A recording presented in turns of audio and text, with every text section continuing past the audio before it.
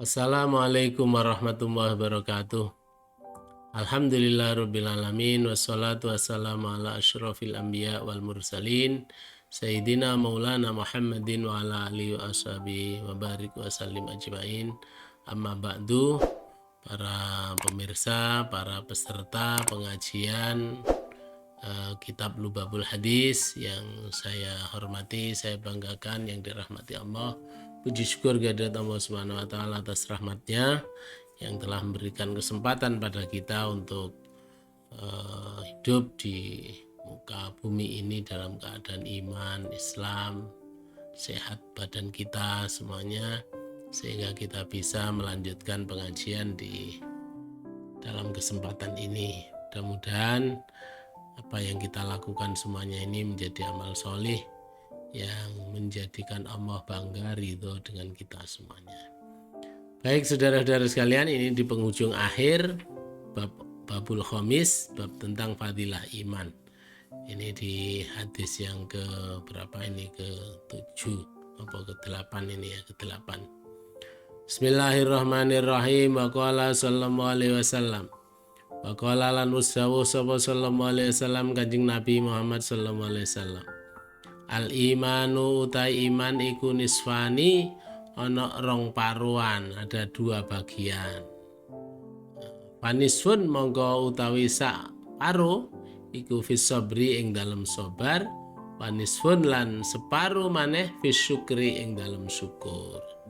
Memang karena Bapak Ibu sekalian sikap hidup, sikap mental kita sebagai orang Islam, orang mukmin itu hanya ada di dua kemungkinan itu, sabar dan syukur. Dalam hal-hal yang tidak menyenangkan kita harus bersabar, dalam hal-hal yang menyenangkan kita bersyukur kepada Allah. Karena kita yakin semuanya adalah skenario Allah, semuanya adalah ujian dari Allah. Bagaimana kita menyikapi, bukan ujian dalam pengertian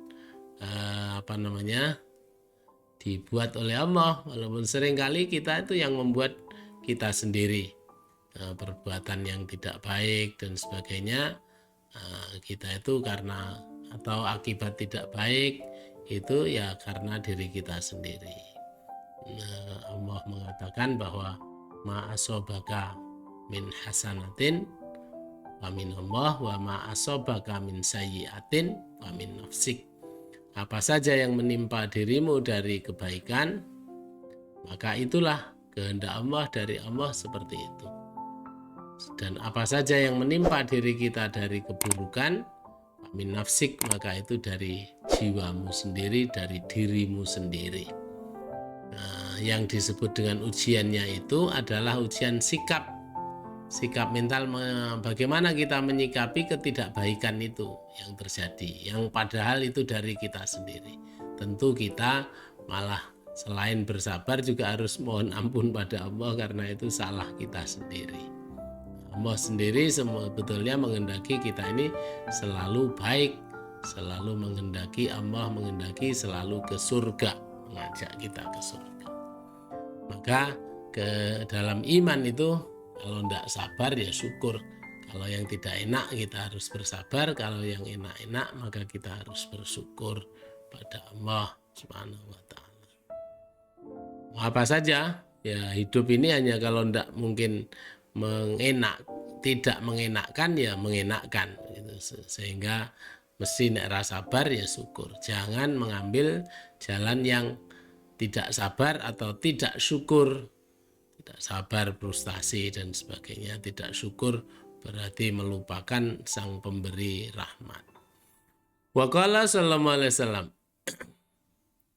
al imanu qaidul fatki la yaftiku mu'minun. Al imanu, iman itu qaidul fatki, pengikat pertumpahan darah.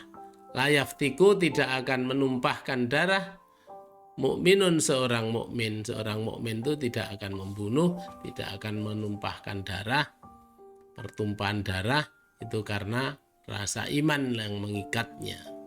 Kalau orang itu tidak ada iman, maka sudah saling bunuh membunuh, mengikat orang itu. Seorang mukmin membunuh betul-betul karena terpaksa dan karena harus membunuh, seperti peperangan atau melakukan kisos. Tanpa ada dua kepentingan itu, maka seorang mukmin tidak akan membunuh. La yaftiku mukminun, seorang mukmin tidak akan menumpahkan darah atau membunuh. Wa qala sallallahu alaihi wasallam, wa qala lan usawu sallallahu alaihi wasallam, Kanjeng Nabi sallallahu alaihi wasallam, khalaqallahu imana wa hafahu wa madahahu bisamahati wal hayai. Khalaqallahu Allah wus ndadekake, wus menciptakan al imana ing iman, wa hafahu lan menghiasi, mageri, menghiasi, wa madahahu lan uga memuji ing iman, menghiasi dan memuji bisamahati kelawan sifat samahah, toleran, wal haya lan sifat isin, punya malu, harga diri, dan punya rasa toleran. Itu adalah ciri daripada iman itu sendiri. Dia terpuji, dia terbatasi oleh dua sifat itu. Kalau orang itu ada imannya, maka dia nanti akan memiliki samahah, toleran, lapang dada. Lapang dada itu ya mudah memahami orang, mudah mengerti, mudah memaafkan, mudah menghargai orang. Itu tanda bahwa orang itu samahah, lapang dada, memaafkan, menghargai, mengerti ya, mau mengerti orang, namanya toleran. Memahami, mengerti, menghargai, memaafkan. Nah, itu tanda samahah. Orang yang tidak samahah, tidak toleran, sulit memaafkan, sulit menghargai orang, sulit mengenal orang. Nah, dia taunya dirinya sendiri. Wal haya, juga rasa malu. Orang yang imannya kuat akan memiliki sifat malu yang tinggi.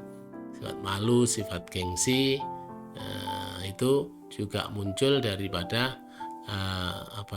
karakteristik iman, menimbulkan karakter yang namanya rasa malu. Al haya'u minal iman, rasa malu itu juga bagian daripada iman.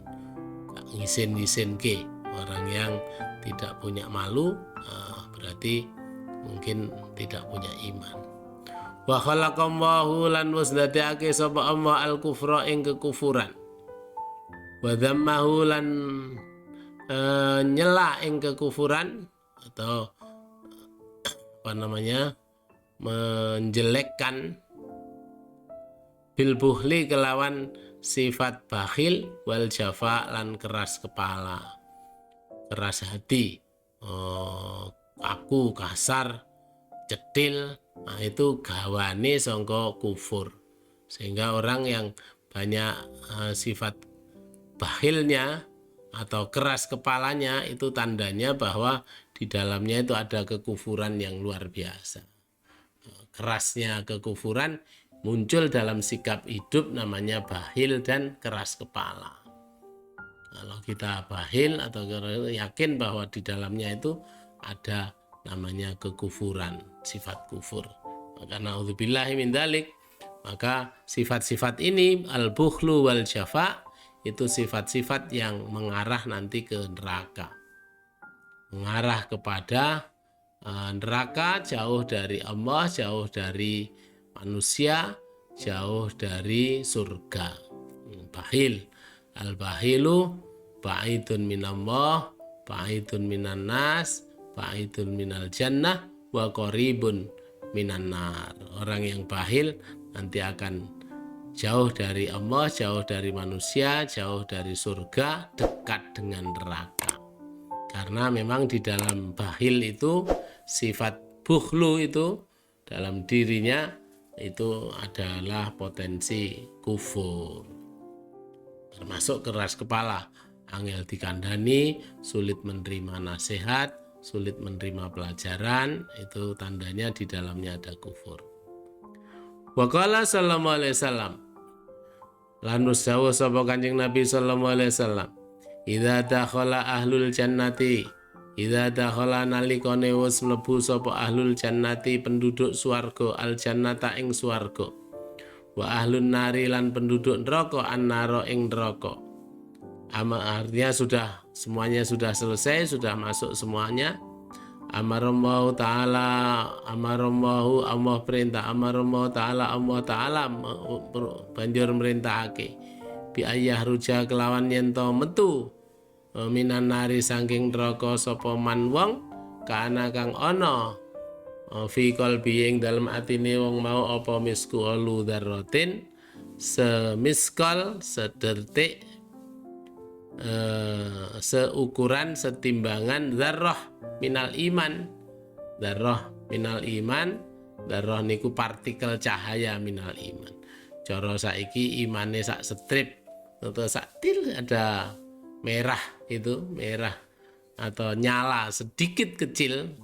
Kalau HP gitu si ono sak strip gitu aja, masih ada satu strip iman di dalam hatinya, itu nanti masih Allah suruh untuk mengeluarkan dari neraka. Nanti semuanya sudah stabil, semua orang udah masuk surga ya, sing ahli surga ya masuk surga, ahli neraka masuk neraka. Nanti kemudian Allah mengumumkan, udah sekian ribu tahun gitu, mengumumkan mencari lagi yang pokoknya masih ada satu strip sinyal dengan iman di dalam hatinya, maka itu nanti dikeluarkan dari surga. Sehingga Rasulullah ini juga gitu, panitianya Rasulullah menyuruh sana di mungkin Google Map neraka bagian mana itu, selama masih ada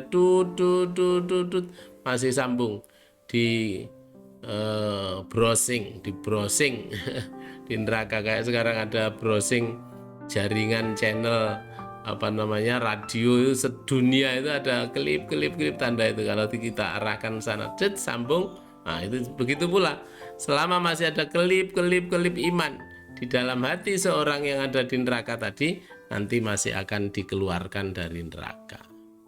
Walaupun sudah jadi intip, tapi di hatinya itu masih ada klip satu strip iman, maka nanti Allah akan memerintahkan kepada panitia atau pengurus neraka, namanya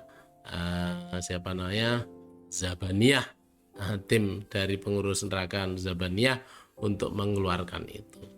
Termasuk Nabi Muhammad masih mencari umatnya yang masih ada nilai imannya walaupun satu strip saja. Mudah-mudahan kita semuanya, iman kita akan menyelamatkan kita dan menghantarkan kita ke dalam surganya Allah, ke dalam ridhonya Allah Subhanahu wa Ta'ala.